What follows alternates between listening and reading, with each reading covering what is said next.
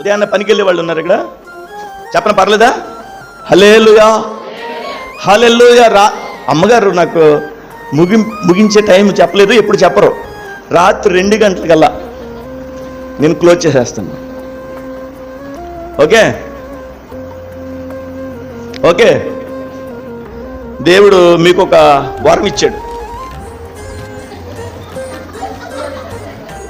అయ్యారు మనకి ఇవ్వలేదు ఈ వరం, మనకు లేదండి బాబా.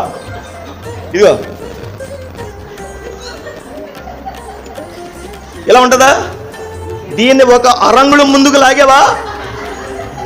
అసలు నువ్వు ఏం చేస్తున్నావో నీకు నీ దేవునికి తప్ప, నువ్వు పడుకున్నావో నిద్రపోతున్నావో వాక్యం వింటున్నావో నీకు నీ దేవునికి తప్ప మరెవరికి తెలియని